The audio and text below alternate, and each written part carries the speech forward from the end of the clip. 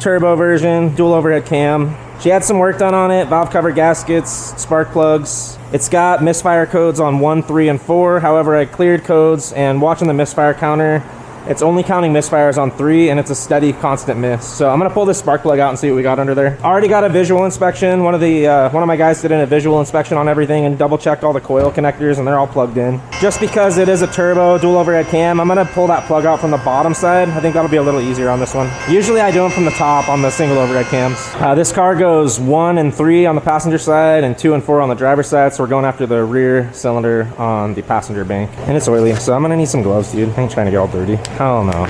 And we got this under vacuum right now. Just fixed a couple leaky Schrader valves on it. Getting the AC working for him. Love AC work, bro. All right, what are we gonna need on this? I haven't pulled plugs on one of these from the bottom in a while, to be honest. Hopefully it's not too back-breaking under here. Let me reach it. It's not great, honestly.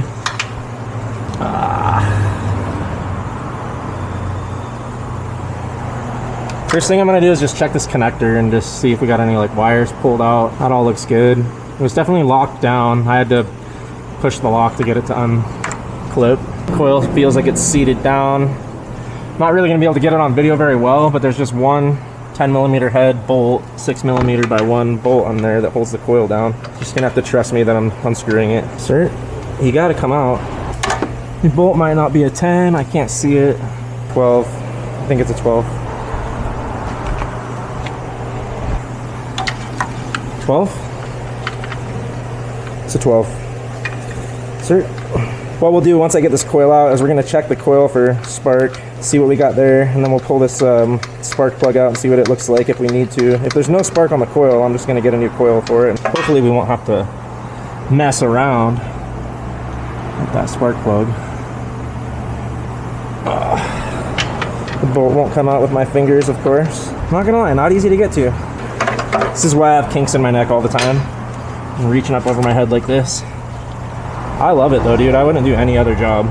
I love fixing cars. Sir, please get out of there. Oh, I cannot get the bolt to turn with my fingers. It's gonna have to have the ratchet the whole way probably. Wonder if it'd be easier to reach up around here. Not really. A little easier, honestly.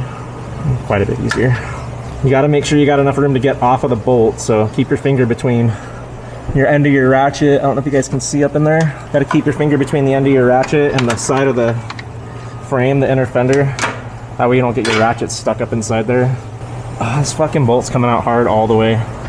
Hopefully that's not cross-threaded in there. They got way too much dielectric on it, I can tell, because it's just putting a ton of outside pressure. I think I already know what's going on with it.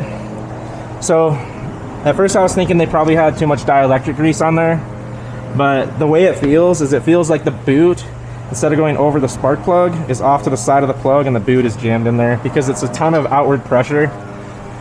I've got the bolt out probably about that far, and the coil is just pushing back on that boot super hard. So this might be a quick, easy fix. Pull the coil, get it seated properly, fire it up, go drive it. That plug's probably fouled out, so it might not run perfect right at first. But if I can get away without having to pull that plug out of there, that would be ideal. I'm running out of room here. I think I just got the bolt all the way out though.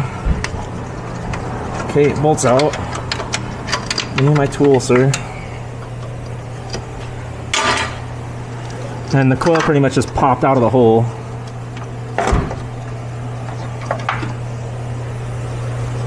Now, can't 100% prove that theory. It's got a new ignition coil on it. No dielectric grease. But if you look at this boot, I don't know if you can see on the end there. See how there's marks all on this side of it? That's where it slid next to the spark plug. You look at it, it's got a little bit of a bent boot.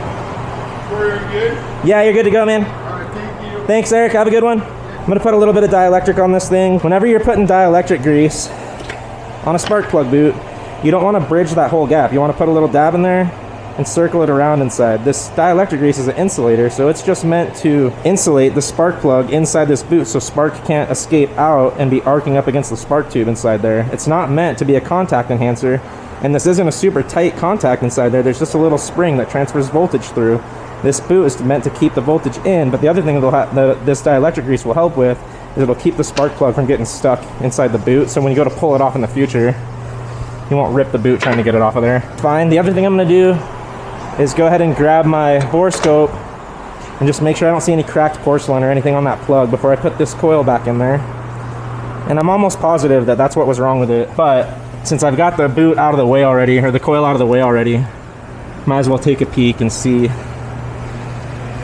what that plug's looking like. Okay, and is that just some grease? Yeah, looks like grease on the side of the plug. Could be some carbon tracking right there, but I think that's just some dielectric grease they put on it, or maybe a little bit of oil got on it. But the plug looks okay. The porcelain's not completely cracked, so let's try putting this coil down in there and make sure it gets in there properly and see if that was the issue. With these, they're kind of tricky because you got to kind of roll them into place, but once you get it in there, if you can't push it down flat and it doesn't just stay, then there's something wrong. You got to pull it back out and get it lined back up, and it's a real tight squeeze. Well, let's go up through here, and I'm going to reach over the top of the subframe with my other hand and guide it into the hole nice and straight. Insert. There we go. And it might take a couple stabs to get it to go in there. Like, I just put it down in there and I could tell that it didn't go onto the plug.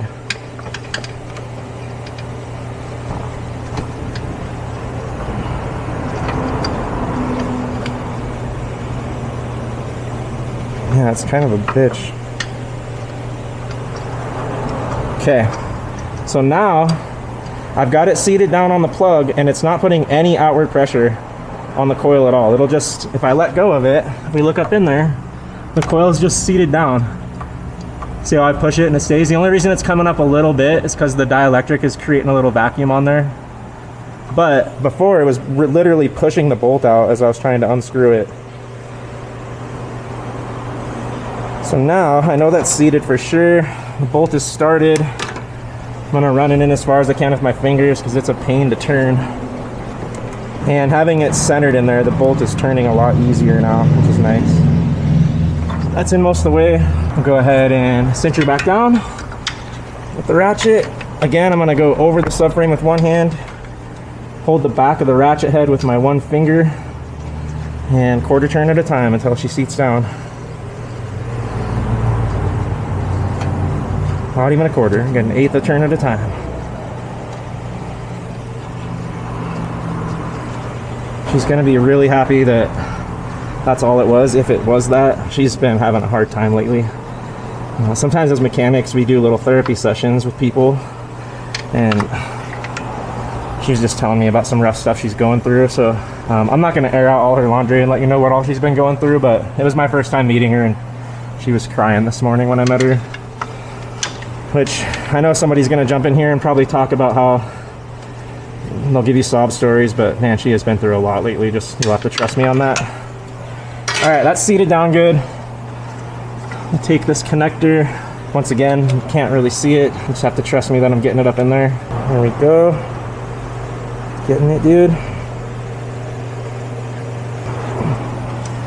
Okay.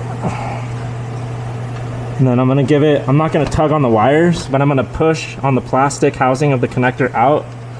Make sure that's locked in solid. I don't know if you can see where my finger's at up here, right there. Okay, that's good. Let's go fire it up and see if we got any misses. This was a completely dead miss. We had no fire on that cylinder at all. And you can tell that by when it's at idle, it was just a steady rumble and it felt uniform. It wasn't like, bah, bah, bah, bah, bah, bah. It was just cutting out all the time. Let me wash my messy arms up real quick. If we, on this car, like if we run into something like this on the diag that we end up just fixing while we're diagnosing it, we don't charge anything additional to fix it. This is included in our 1 hour of diag time that we charge, which does also include the full vehicle inspection. So it's worth it to have your car properly diagnosed by a professional shop that knows what they're doing, because I just feel like some other shops might have put new plugs in this thing or went for the injector because she already had a plug in it without double checking the work. And personally for me, I find almost every time that if there's a problem after work got done, it was due to the work. You got to go there first and check everything that somebody else did first, which is why we don't like when customers bring their car in that was already at a different shop or somebody else was already diagnosing and trying to fix it, because then we have to go backtrack and try to figure out what they did. Sometimes we get lucky and it's just something quick like this, but sometimes we spend 2 hours backtracking before we can even start our diagnosis.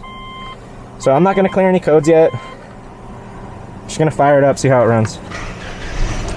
Smooth as butter, dude. She's fixed. I'm gonna go into our misfire counter, snap a picture of that just to show the before and after. It was a steady count up on cylinder 3 all the time before. That's probably, now that I think about it, I haven't seen that in a few years, but that's probably like the second or third time I've seen that exact situation. On these Subarus, it's like I said, it's hard to get that coil down in there. The first time I pushed it into that hole, I wasn't on the spark plug. I had to pull it back out, use one finger to kind of center it over the plug and then push it down at the same time before I was able to get it to get in there properly. Luckily they did the other 3 properly and got those seated down, so we don't have to mess with anything else. But that's it, dude. Quick, easy diag, nothing to it. And actually, let me show you this real quick just for the proof, sir. Go into data. I haven't cleared codes yet, so that's why we got to check engine light, traction control, cruise control light flashing. On these Subarus, if you get any codes, it's going to turn all kinds of lights on, which honestly I kind of like, because it makes people not just ignore their check engine light. But as we can see here on our roughness monitor, number 10, number 20, number 30, number 40, good to go, dude.